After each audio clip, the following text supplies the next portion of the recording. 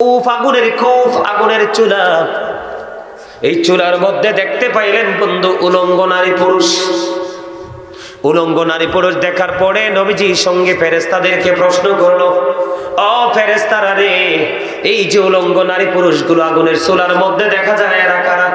এদের কি অপরাধ? এবার ওই ফেরেশতারা যখন প্রশ্ন করলো, ফেরেশতারা উত্তর দিয়ে দিল, ইয়া রাসূলুল্লাহ, এরা হলো দুনিয়ার ব্যভিচার করনেওয়ালা বান্দা বান্দি। আছে না নাই? এই বাংলাদেশে আছে না নাই? এই মোবাইল নামক এই যে বললাম সাপ, এই মোবাইলে বন্ধু ঘর থেকে বউকে বের করে নিয়ে যায়, ঘর থেকে মেয়েকে বের করে নিয়ে যায়, ছেলে মেয়েদের পড়াশোনা থেকে বিরতি দিয়ে দেয়। এখনকার মানুষের চরিত্র নাই বললেই চলে। আপনি মনে করবেন নামাজ নাই, রোজা নাই, সত্য কথা নাই, সুদ ঘুষ অন্যায় অপরাধ, এমন কোন অপরাধ নাই যে মানুষের দ্বারা হচ্ছে না। এই যে আগুনের চুলার কথা বললাম, আগুনটা কেমন জানেননি? আগুনের চুলার কথা বললাম বন্ধু, আমাদের মধ্যে ভয় ভীতি তো মোটেও নেই। আপনারা মনে রাখবেন, আপনি যত বড়ই নিজেকে ইমানদার দাবি করেন, আপনার সিনায় যদি আল্লাহর প্রতি ভয় না থাকে, তাহলে আপনি কোনোদিন পরিপূর্ণ হতে পারবেন না। ভয় বড় একটা নিয়ামত।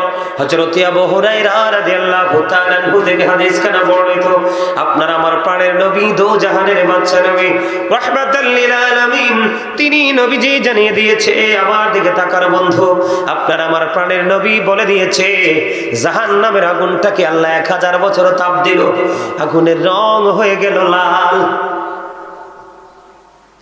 রে সাজদারের মানুষ, আমার ভাই, আমার বাবা, আমার মা বোনদেরকে ডেকে ডেকে বলছি গো, হৃদয়ের জানালা খুলে তোমরা শোনো, কেমন করে সহ্য করবা সেই দিনে আগুনের জ্বালা। 1000 বছর আগুনকে তাপ দেওয়া হলো, আগুনের রং হয়ে গেল লাল। আবার আল্লাহ কয়, না না, বান্দাগুলো যেই পরিমাণ অন্যায় করবে, বান্দাগুলো যেই পরিমাণ অপরাধ করবে, বান্দাগুলো যেই পরিমাণ বিশ্বাসঘাতকতা করবে, বান্দাগুলো যেই পরিমাণ কোরআন হাদিস বিরোধিতা করবে, বান্দাগুলো যেই পরিমাণ আমার হাবিবের সাথে বেয়াদবি করবে, এই 1000 বছর তাপ দেওয়া আগুন দিয়ে কোনো লাভ হবে না। আল্লাহ বলতেছেন আরো 1000 বছর আগুনটাকে তাপ দিলেন, আগুনের রং হয়ে গেল বন্ধু সাদা। আল্লাহ কয়, না না, এই আগুনও হবে না, আরো ভয়ঙ্কর, আরো তীব্র করতে হবে। তীব্র থেকে তীব্রতর করে আল্লাহ রাব্বুল আলামিন আগুনটাকে বলে আরো তপ্ত করলেন, আরো 1000 বছর তাপ দিলেন, আগুনের রং হলো বন্ধু কালো। জোরে বলেন না নাউজুবিল্লাহ। এই জাহান্নামের আগুন আপনাকে আমাকে করে করে খাবে।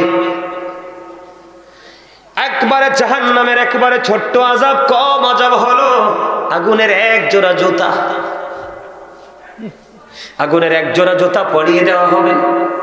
বিয়ে বাড়িতে গোস্ত উতরায় যে দেখেন না, মৃত্যুবার্ষিকীতে বড় আয়োজন যারা করে, গোস্ত যে উতরায়, আওয়াজ পাননি ড্যাগের।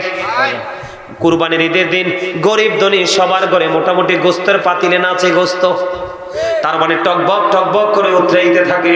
আগুনের জোতাটা পায়ে লাগাইতে দেরি, ও আল্লাহর বান্দা যদিও ঠিক সে নাফরমান বান্দা, তার মাথার মগজটা উতরাইতে থাকবে বন্ধু গরুর গোস্তের পাতিলের চাইতে আরো ভয়ঙ্কর ভাবে। কি করবা সেদিন? তোমার বন্ধু কেউ হবে না। পৃথিবীতে মা বাবাকে মানছো না, রাসূলকে মানছো না, তোমার মসজিদের ইমাম সাহেবকে মানো নাই, হক্কানি আলেমদের ওয়াজ শুনে আরো কটূক্তি করেছো। ঠিক না ঠিক? এটা হচ্ছে কি হচ্ছে না? সহ্য করতে পারবেন না সেই আযাব? বন্ধুরে আমার, আগুনের তাপ সহ্য করা যাবে না। মা আয়েশা প্রশ্ন করলো, ইয়া রাসূলুল্লাহ, ইয়া হাবিবাল্লাহ, নবী গো, ও নবী, কাল কিয়ামতের দিন নারী পুরুষকে একত্রিত হয়ে উঠবে। নবীজি বললেন, হ্যাঁ, তাদের পরনে কি পোশাক থাকবে না?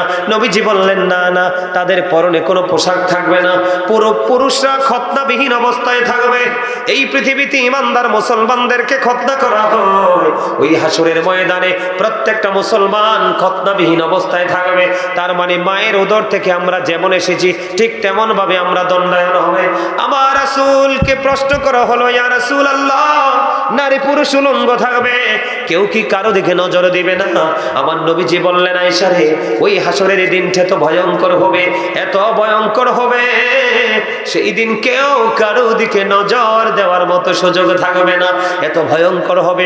গর্ভবতী মহিলারা তাদের সন্তান প্রসবের আগেই তাদের গর্ভপাত হয়ে যাবে। বাচ্চাটা এখনকার মা একজনের বাচ্চা প্রসব হওয়ার জন্য কত সচেতন বাবা মা আপনজন। বন্ধু, নরমাল ডেলিভারি না হইলে সিজার করা হয়, কিন্তু দেখেন ওই দিনটা তো ভয়ঙ্কর হবে। বাচ্চা মায়ের ওদর থেকে ডেলিভারির সময় আসার আগে বাচ্চাটা প্রসব হয়ে যাবে, মা জানতে পারবে না। স্তন্যপায়ী যে প্রাণীগুলো থাকবে তাদের স্তন্যদায়ের কথা বলে যাবে। আল্লাহ রাব্বুল আলামিন আকাশকে পরিপূর্ণভাবে গুটিয়ে নিবে, যেমনি ভাবে পৃথিবীর মানুষ তার লিখিত দপ্তরটাকে গুটিয়ে নেয়। পাহাড়ের অস্তিত্ব থাকবে না, আকাশ ভেঙে চলে যাবে, তারকাগুলো বিক্ষিপ্ত হবে, সমুদ্রটা উদ্বেলিত হয়ে যাবে, সূর্যটা মাথার উপরে থাকবে, ফুলচেরাতের ফুলটা 30,000 বছরের রাস্তা হবে। প্রত্যেকটা মানুষের কবর থেকে হাসরের ময়দানটা কমপক্ষে 50,000 বছরের রাস্তা হবে। জোরে জোরে বলেন না আল্লাহু আকবার। 30,000 বছরের রাস্তা পার হওয়া কি সহজ বিষয়? কতটা ইজি হবে বন্ধুরে আমার, অত্যন্ত ভয়ঙ্কর কঠিন হয়ে যাবে। আপনারা আরো কি শুনবেন? ভয়ঙ্করতাটা কত কঠিন হবে শুনবেন? বন্ধু আমার দিকে তাকান, ভয়ঙ্করতাটা এত বেশি ভয়ঙ্কর হবে, আপনার আমার প্রাণের নবী জানিয়ে দিয়েছে। এই পৃথিবীর বুকে মানুষ খাবারের চাহিদা আছে কি নাই? টাকা হইলে বন্ধু কেউ গরুর গোস্ত, কেউ ওটের গোস্ত, কেউ খাসির গোস্ত, আছে না নাই? যার ক্ষমতা যেটা আছে সে খাইতে পারে। কিন্তু বন্ধু ওই পার এত ভয়ঙ্কর, পাপীদের জন্য একটা খাবার বরাদ্দ করেছে, পাপী নোংরা মানুষগুলোর জন্য একটা খাবার বরাদ্দ করে রেখেছেন আমার আল্লাহ। ওই খাবারটার নাম হলো তিনাতুল খাবার। নাউজুবিল্লাহ বলেন না? ইয়া রাসূলুল্লাহ, ইয়া হাবিবাল্লাহ, নবী গো, এই তিনাতুল খাবারটা কি গো নবী? আমার আপনার প্রাণের নবী বলে দিয়েছে, এই তিনাতুল খাবারটা হলো আরেকটা জাহান্নামের নিংড়ানো রক্তপুঞ্জ।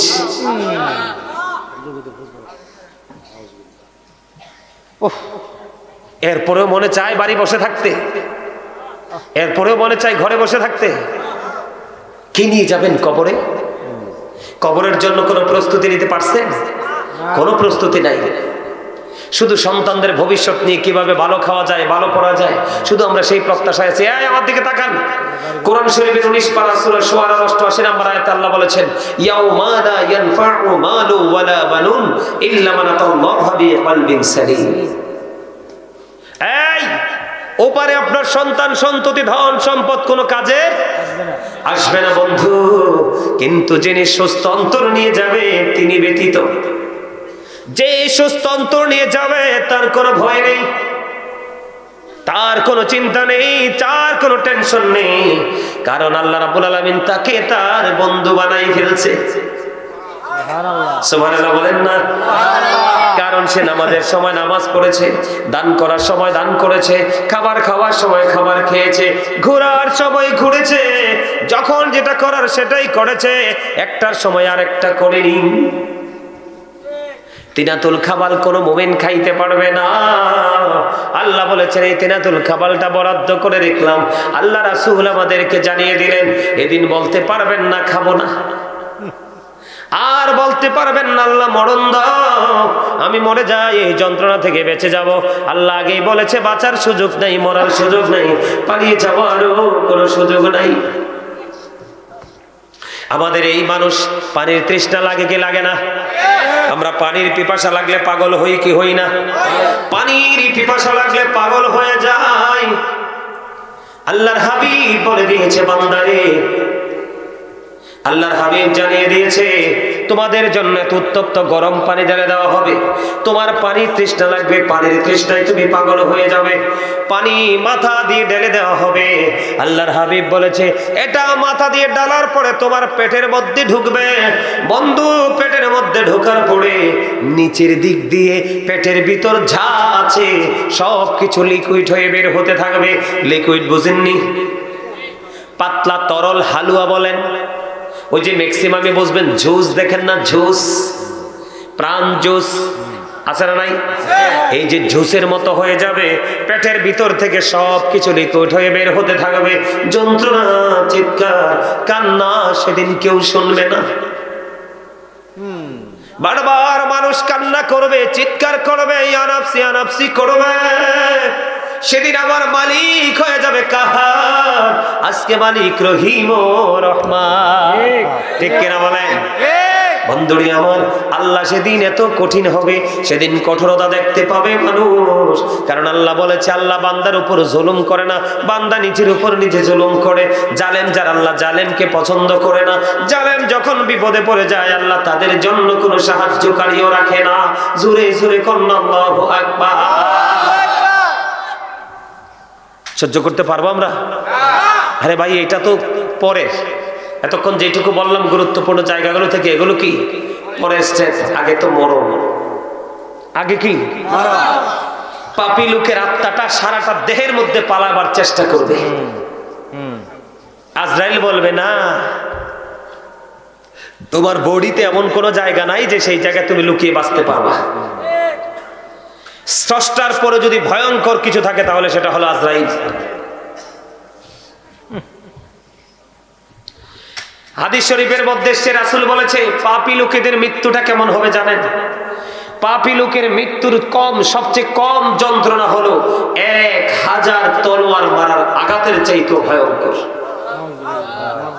বোঝেন নাই মনে হয়? আর একটা সোজা কথা বলি, 1000 আঘাত যদি আপনার ছুরি দিয়ে আপনার বডিতে দেওয়া হয়, সহ্য করতে পারবেন? আরে ভাই, কয়টা আঘাতের যন্ত্রণা আপনি সহ্য করবেন? 1000 তলোয়ার মারার আঘাতের চাইতে ভয়ঙ্কর হলো মৃত্যুর সবচেয়ে কম আযাব, কম যন্ত্রণা। আওয়াজ তুলে বলেন না নাউজুবিল্লাহ। আর জোরে বলেন না নাউজুবিল্লাহ। সহ্য করার মতো কোন স্কোপ আছে? সহ্য করতে পারবো? বন্ধুরে আমার দিকে তাকান। আপনারা কাঁটাযুক্ত শিকল দেখছেননি? হ্যাঁ, বিশেষ করে একটি কি জানি বলে, আমার জীবনে আমি এগুলো খাই নাই। এখন পোড়ামোর গিনা জানি সাপ দেখবেন কাটার মধ্যে ঢুকাই দেয়, মেশিনটা খালি ঘুরে আর পড়ে। মোটামুটি একটা ধারণা আপনারা যেহেতু সাধারণ মানুষ বোঝার জন্য দেই, দুই দিকে ডান্ডা, একটা ডান্ডা ঢুকায় দেয়, এটার মধ্যে গোস্তগুলো বা মুরগিগুলো দেওয়া হয়, একটা ঘুরতে থাকে আর মুরগিগুলো পড়তে থাকে। এগুলো নাকি চাপ এখনকার ছেলেরা রুটি দিয়ে দিয়ে খায়। বন্ধু, যেটার মধ্যে গোস্ত ঢুকাইলো, গোস্তটা ঘুরলো, এটা এমনি না দিয়ে যদি ডাইরেক্ট আমরা কোনো মানুষের পেটে বা কারো পেটের মধ্যে ঢুকায় যদি মুসরাই মুসরাই টান দেয়, কি অবস্থা হবে?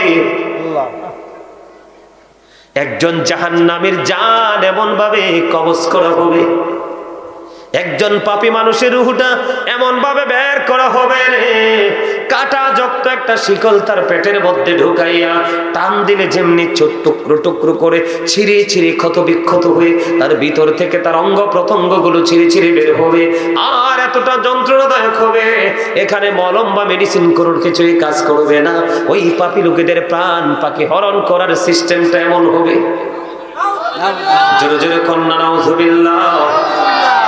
বন্ধু, তারার কবর এত ভয়ঙ্কর হবে রে, তাদের কবরের মধ্যে যখন তাদেরকে রাখা হবে, আমার দিকে তাকান, তাদেরকে যখন তাদের কবরের মধ্যে রাখা হবে বন্ধু, তাদের কবরের মাটি এমন ভাবে তাদেরকে চাপ দিবে বন্ধু।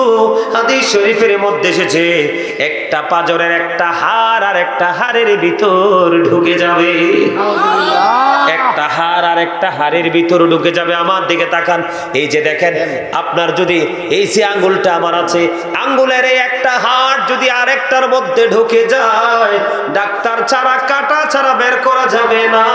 ওই পাপী মানুষগুলো কবরে যাওয়ার পরে আল্লাহ রাব্বুল আলামিন মাটিকে অর্ডার দিবে, মাটি, ও মাটি মাটি, এই দুষ্ট লোকটাকে একটু ভালো করে তুমি চাপ দাও।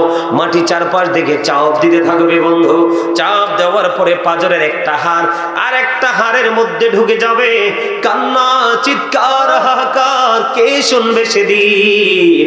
ও বন্ধু, আল্লাহ আগেই জানিয়ে দিয়েছে, সাবধান হয়ে কবরে আসো। লা ইয়ামুতু, মরতে আর পারবা না। ফিহা ওয়ালা ইয়াহইয়া, বাঁচতেও পারবা না।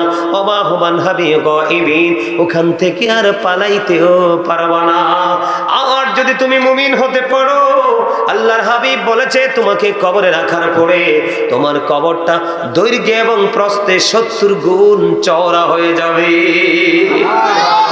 নূরের আলোয় তোমার কবরটাকে বন্ধু নূরান্বিত করে দেওয়া হবে। ফেরেশতারা বলবে তুমি নতুন বরের মতো ঘুমিয়ে যাও, যতক্ষণ না পর্যন্ত তোমার মালিক তোমাকে না ডাকবে। আল্লাহ বলতেছে, হাবিব আমি জানিয়ে দিলাম আমার ওই প্রিয় বান্দাগুলোর জন্য আমি একটা নিয়ামত বরাদ্দ করে দিলাম। ওই নিয়ামতটা হলো আল্লাহ রাব্বুল আলামিন পবিত্র কালামে হাকিমে সূরা বাকারাতে বলে দিয়েছেন, ইনদা রাব্বিহিম ইউরযাকুন। আল্লাহ রাব্বুল আলামিন বলে দিয়েছেন আল্লাহর প্রিয় বান্দাদের জন্য জান্নাতি খাবার বরাদ্দ। পাপীদের জন্য বরাদ্দ কি মুখস্থ ভুলে গেছে? পাপীদের জন্য খাবার কোনটা বলেন তো? তিনাতুল খাবার। ওই যে একটু হলেও মনে রাখছেন যে রক্ত পচা, রক্ত পুজ। হাদিস শরীফের মধ্যে এসছে, আমার দিকে তাকান, পাপী লোকের প্রাণ পাখিটা যখন কবজ করতে আসে ফেরেশতারা, তখন আসার সময় আল্লাহর পক্ষ থেকে কুদরতি চট নিয়ে আসে। কি নিয়ে আসে? চট। চিনেন? চট চিনেন না আপনারা? চিনেন না হয়তো দু একজনে চিনেন, আমি বুঝাই। আপনারা বড় বিল্ডিং হইতে দেখছেন নি? রাস্তার উপরে বিল্ডিং হয় না? বড় বড় অবকাঠামো নির্মিত হয় না? দেখবেন লম্বা করে দেখবেন সালার চট ছেড়ে দেয়, পাতলা একবারে, যেন উপর থেকে কিছু পড়লে রাস্তার উপরে বা পথচারীদের উপর পড়ে যেন তারা মৃত্যুবরণ না করে। এই জন্য এটাকে প্রতিহত করার জন্য চট লম্বা করে ঝুলিয়ে দেয়, দেয় কি দেয় না? আবার কবরে যখন লাশ দাপন করা হয়, বাঁশের উপরে দেখবেন পাতলা একটা চট বিছিয়ে দেওয়া হয় বেতের। বলে হুজুর কেন গো? ফেরেশতারা চট নিয়ে আসে। হাদিস শরীফের মধ্যে এসেছে, জঘন্য পাপী মানুষগুলোর প্রাণ পাখি যখন তার দেহ থেকে বের করা হয়, ওই আত্মা থেকে এত বেশি দুর্গন্ধ বের হয়। আল্লাহর হাবিব বলেছেন, গোটা পৃথিবীর প্রাণীগুলো যদি মরে যায়, এক জায়গায় স্তূপ করা হয়, এক জায়গায় স্তূপ করার পরে মরে পচে যে দুর্গন্ধটা আসবে, ওই সবগুলো প্রাণীর পচা দুর্গন্ধের চাইতেও একটা পাপী লোকের আত্মার দুর্গন্ধ আরো বেশি। আর জোরে কন্যা নাউজুবিল্লাহ।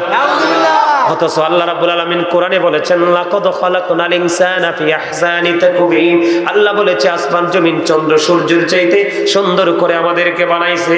সূরা ইনফিতরে বলেছেন, ফি আইয়ি সূরাতিন মা শাআ রাক্কাবাক। আল্লাহ রাব্বুল আলামিন বলেছেন, আল্লাহ ক্রিয়েটেড দ্য মাইন্ড।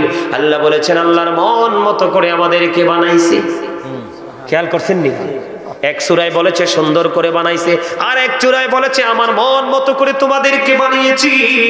কিন্তু এত সুন্দর মানুষগুলো কেন এত সুন্দর হয়ে গেল? এত দুর্গন্ধ কেন তাদের বের হয়ে গেল? এত সাজার আওতায় কেন আসবে? একটা মাত্র কারণ।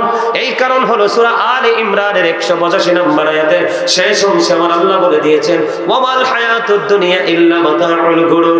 এই দুনিয়ার জীবন, এই দুনিয়ার জিন্দেগি, এই পৃথিবীর হায়াত একটা ধোঁকা।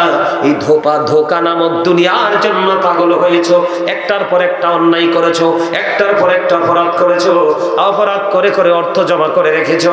বিশেষ করে বাংলাদেশের ম্যাক্সিমাম মেম্বার, চেয়ারম্যান, এমপি, মন্ত্রী, কথা কয় না কেন? আছে না নাই? এর মধ্যে ভালো মানুষও আছে। ভালো মানুষ যে নাই তা না। যদি ভালো মানুষ না থাকতো পৃথিবী থাকতো না। কথা বলেন না কেন? এবার আমি বলি, আপনারা লোভে পড়ে অন্যায় করলেন, আর অন্যায় করা অর্থগুলো সন্তানের জন্য জমা করে রেখে গেলেন।